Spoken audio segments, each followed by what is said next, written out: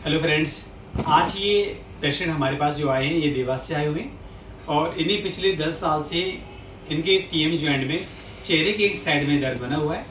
इसके लिए इन्हें काफ़ी जगह ट्रीटमेंट भी लिया है।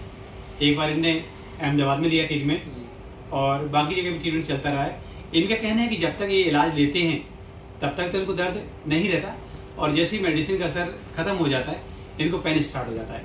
एक बार मैं इनकी जो दर्द की जो जगह है वो देखना चाहूँगा और दर्द की इंटेंसिटी कितनी है एक बार वो देखना चाहूंगा। माता जी, आपको दर्द कहाँ होता है? इस जगह पे है ना? ठीक है। यहाँ से लेके कहाँ तक रहता है? नीचे तक ही रहता है से लेके तो यहाँ आ जाता है और यहाँ भी जाता है ना? यहाँ आ जाता है। ठीक है। और आपका चेहरे में यहाँ तक रहता है ना? आगे यहाँ तक जाता है। और सबसे ज्यादा दर्द कहाँ यहाँ रहता है?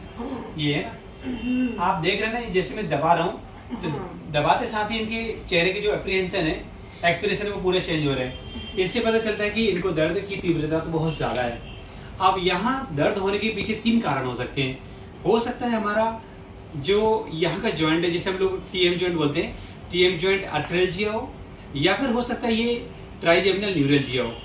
अब इन दोनों से हटके एक और भी कंडीशन होती है, वो होती है मैस्कुलर स्पाज्म। यहाँ की मांसपेशियों में हो सकता है कोई स्पाज्म आ गया हो। अब इन 3 सवालों का अगर जवाब चाहिए तो हमें इस पैरोटिड रीजन का टेम्पोरल बोन का एक एमआरआई लगेगा। अगर ये किसी बीमारी से अगर है तो उस एमआरआई में आ ही जाएगा। अगर एमआरआई अगर नॉर्मल अगर है तो डेफिनेटली ये तो सिर्फ सिंपल मांसपेशियों का पेन है, जो कि मेडिसिन कुछ एक्सरसाइज करने के बाद से ये मैनेज हो जाएगा। देखिए भैया,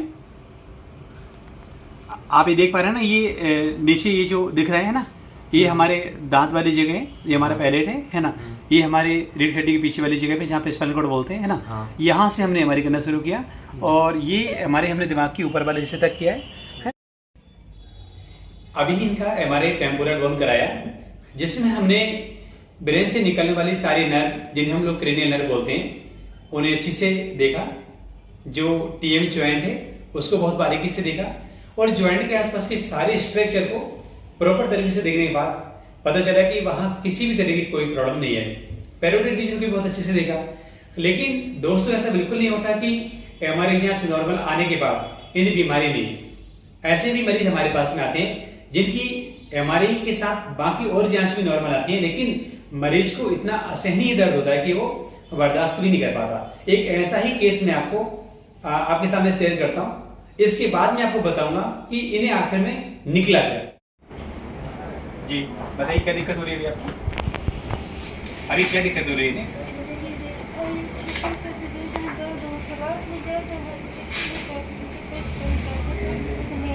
हाँ, दर्द कहाँ से कहाँ तक हो रहा है आपको? अंदर भी हो रहा है और आपको बाहर भी हो रहा है। चेहरे के इतने हिस्से से लेके यहाँ नीचे तक आ रहा है पूरा ना? ठीक है दोस्तों, इन दोनों मरीजों में ना जो सबसे बड़ा डिफरेंस है वो है कि दर्द की जगह का। ये जो बाद में आपको मैंने वीडियो शेयर किया है, इस मरीज की जो जगह है वो केवल जहां जहां नसें सप्लाई करती हैं, दर्द केवल उतने ही हिस्से में हो रहा था।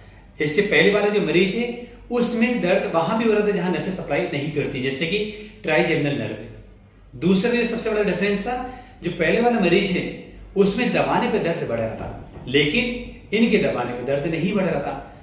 अब लेकिन अगर मैं आपको फाइनली बताता हूं कि जो लास्ट में मरीज मैंने आपको शेयर किया है वीडियो, ये ट्राइजेमिनल न्यूरल्जिया को फेवर कर रहा है और जो पहले वाला मरीज है वो मैस्कुलर स्पाज्म को।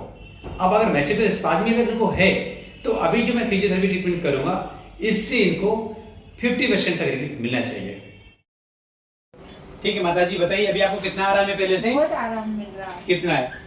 अगर मैं प्रतिशत की बात करूं तो 50% मेरे को आराम मिल रहा है, नहीं तो मेरे से आवाज नहीं निकलती है। अच्छा, आपकी आवाज नहीं निकल रही है ना?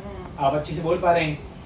ये नस में दर्द होता है, जब तुमने बिल्कुल भी कुछ नहीं कर पाते। आंसू देते हैं मेरे जी, और मैं बस सुन बैठ जाती हूँ। ठीक है। देखिए, अभी जो हमने ट्रीटमेंट दिया ना, अगर इसी ट्रीटमेंट को आप 5-7 दिन कंटिन्यू कर लेंगे तो आपके जो बचा हुआ 50% है ना, ये भी पेन आपका कम हो जाएगा ना। साथ में कुछ प्रिकॉशंस आपको रखने होंगे, कुछ एक्सरसाइज आपको करनी होगी, साथ में मेडिसिन भी आपको लेना होगा, तो ये जो दर्द है ये चला जाएगा। देखो, दर्द की कोई भी दर्द हो उसमें आराम नहीं मिलने के पीछे 3 ही कारण होते हैं। पहला, हो सकता है जो प्रिकॉशंस आपको बताए जाए आप वो ना रखें। दूसरा कारण होता है कि आपको जो मेडिसिन दी जा रही है आप वो नहीं ले रहे प्रॉपर। ठीक है सर, हो सकता है उस दर्द की गंभीरता इतनी ज्यादा हो कि वो मेडिसिन से एक लिमिट में आराम मिले उसमें, है ना। तो ऐसी कोई बीमारी गंभीर तो निकली नहीं है। तो इसमें बस एक ही बात है, आपको प्रिकॉशंस, फिजियोथेरेपी प्लस मेडिसिन, ये आपको बराबर लेनी होगी। आपका जो प्रॉब्लम है सॉर्ट आउट हो जाएगी, ठीक है ना। जी।